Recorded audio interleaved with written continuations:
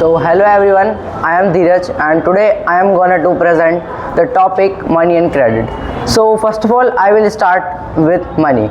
So money, if I talk about money, money is the medium of exchange. In case if suppose if you want to buy something, so you are just saying that I am buying this thing. You are not buying, you are just exchanging. In this era we are just exchanging the product with money, but in ancient time there was a system, barter system, in that we were just exchanging the things with the things of different persons. If I talk about, suppose if I want to buy a new desk, and if and there were no any kind of money, so they will just exchange the things which is they can't apply in their use. Suppose if it is not usable to me, so I will just give to that another person for my basic needs. This is all about the barter system. And there is a word currency. Currency is also currency is also the medium of exchange, but it is authorized by government. If I talk about the difference between money and currency, so there is only one difference, which is currency is authorized by government, and there are 3 to 4 types of currency. Metal currency in which we can conclude coin, gold coins, silver coins, we can see in our daily life also. And if I talk about paper money, so paper notes, checks and demand drafts. And there is another kind of money also, plastic money. In this we can include credit card, debit card as we can use as a ATM, automated teller machine, to debit the amount, to withdraw the amount. And the 4th type is virtual money. In this net banking and UPI, Bhim UPI transactions, in this we can't see the money and we can't touch the money. In this, its simple meaning, it's virtual. If I am giving money to a person, so it means there is no role of your hands.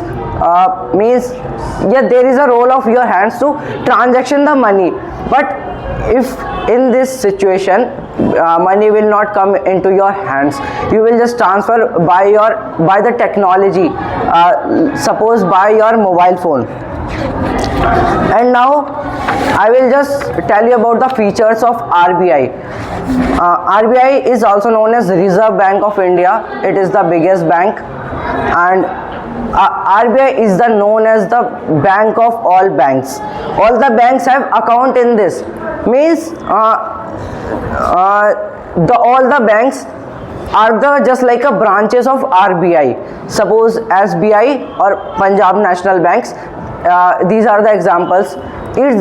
These are just like a branches of RBI. It manages the data of all banks. Means whatever is data coming from another banks, RBI manages, and it stores the data for their future needs. And the main function of RBI is to print the currency. We can see RBI prints notes, and the currency the RBI prints, it is also authorized by government. So we can also say it's also legal. And there is a term, debt trap. In debt trap, this is the situation in a debtor is unable to repay the amount. And if I talk about if he is unable to repay the amount, so it's very painful, and it's also comes in the informal sector. And if I talk about terms of loans, there is a terms of loans. So we need some things for to getting loan. We can see in our daily life. First is personal documents like Aadhaar card, PAN card. We can conclude And second is most important, which is CIBIL score. CIBIL score should be more than 750 for getting a huge amount of loan. Suppose I want to take a loan of 2 lakh, 3 lakh, but there is a fault in my CIBIL score. So the person who will provide me the loan, he will just reject me because of CIBIL score, because CIBIL score tell all the history, whatever about your loan, what how many loans you have. So if I talk about the third thing, which is salary slip, at least it should be last 2 months or as per requirement. And fourth is collateral. In this collateral, it is used as a security. Suppose if I am taking a loan on a car, and if I want a security, so first of all, the person who is giving me the loan, he will just ask me, do you have any collateral? Because in collateral, suppose I am a terrorist. I am just coming to suppose I am taking a loan on the car, and I am thinking that I will just take the loan and I will just go from the country. It means in this situation there is a loss of the company. But for this, the company concludes collateral for the security of the company. And if I talk about advantages of formal sector, there is a sector which is formal sector. In this, the formal sectors is supervised by Reserve Bank of India.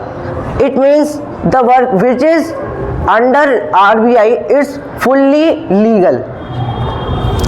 And in this, the interest is annual and low interest rate, which is very helpful for the people or citizens of the country. In this, there is a documentation also to know about all the history of the people who are going to taking loans.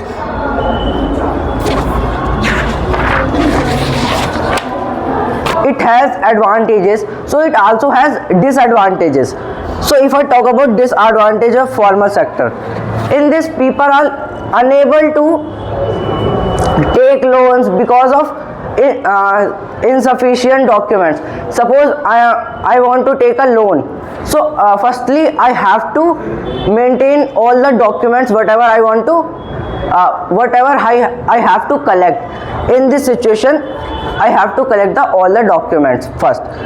And in this, we also need collateral or guarantee also to take the loans. And in this, there is a lack of awareness among peoples, shortage of banks, and in this there is a inequality also, because in this rich people can get loans easily in comparison to poor peoples.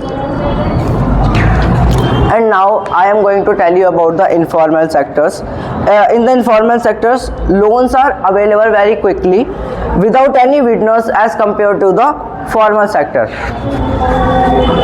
But if I talk about, in this we can take loans quickly and easily, but it also have disadvantages, just like debt trap.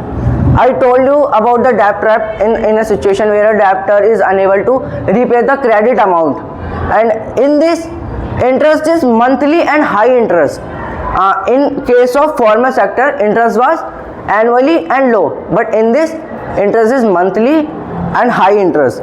So people have to struggle more to pay the amount.